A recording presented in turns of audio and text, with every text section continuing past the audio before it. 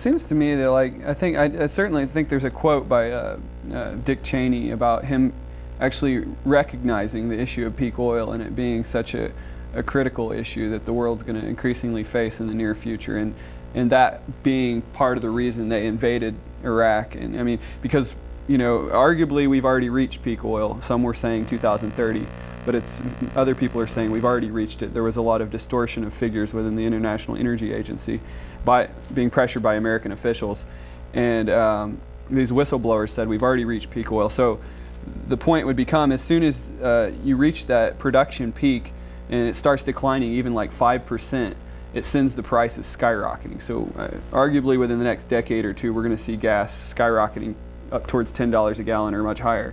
And sort of that creates all these economic and security issues.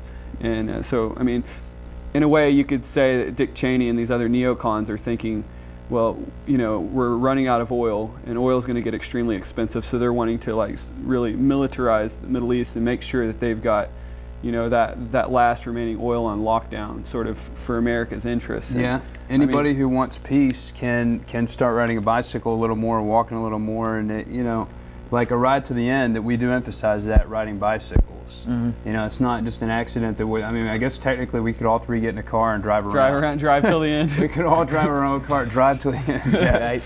Right. But we're on bicycles. Drive a Hummer. And we recognize, we all have talked a lot about this with a lot of our audiences. And just individuals we meet, is that one of the big problems America's going to face is fuel. So let's all start minimizing our use of fuel. Like, we need a cultural shift now before it becomes a necessity in a chaotic way to where we have to do that. Let's start voluntarily doing it now and create a culture around it. Yeah. Well, I mean, in a way, our cities are sort of so sprawled out and designed with this automobile culture. I mean, we're going to have to radically redesign our communities and our cities. I mean, to deal with the loss of cheap oil. And I mean, in a way you can kind of see where Dick Cheney could try to, like, in his twisted mind, try to create this moral rationalization of like invading the Middle East is a good thing because that'll, you know, ensure the American cheap oil economy sustains. You know, he doesn't want to see the collapse of the economy.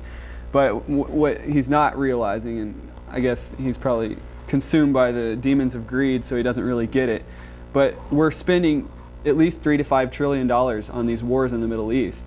Ultimately, if you include all these long-term health care costs, pensions, you know, death benefits, things like that, you know, lots of hidden costs that they don't talk about.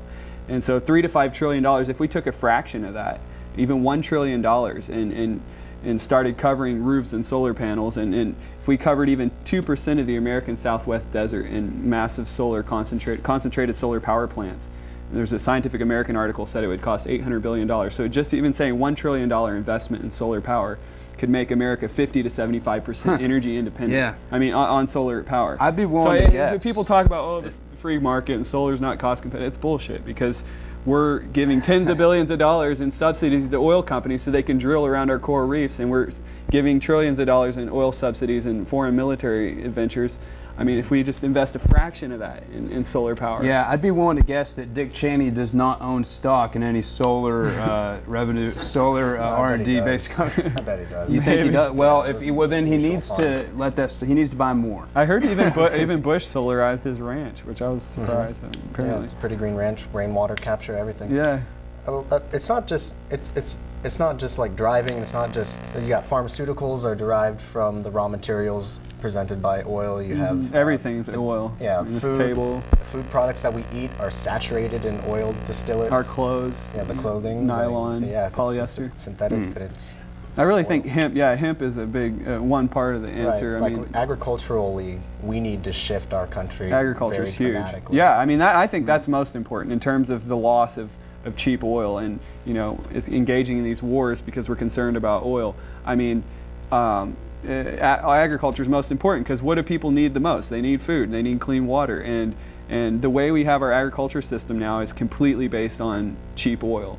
And if we don't, like, we have to shift back to smaller localized farms, because, I mean, we're not going to be able to ship these products so far. And I mean, a big part of it's factory farming, really. I mean, we're growing millions of tons of grain every year in America, and we feed, I think, about half of it to animals in these factory feedlots, and it's a huge loss of energy and a waste of fossil fuels. And I mean, water. Yeah, and water, yeah. One word that keeps coming up is centralized. Central, yeah. We have to decentralize everything. Mm-hmm. Agriculture, the economy, you know, even security. I mean, I do We believe need to decentralize war. Well, too. I like the irony of Well, us sitting in the South at a round table talking about decentralization in the United States. the South will rise again kind of thing. That's the funny thing, and people ask us, you know, why don't? Whoa, you guys should ride to California, man. You guys should ride to the East Coast, man. And what people need to realize is that a lot of ideas are going to need to be cultivated in the South. Well, yeah, I figure this is where the most ignorance is in terms of politics and religious sort of diversity of thought. Sort of you really have to get in the belly of the beast if you really want things to change. I mean, 'cause there's already like a lot of changes occurring on the East and West Coast, but really it's the South that's kind of like holding progress back. It is. It's the battleground for peace in this country, that's for sure. Mm-hmm.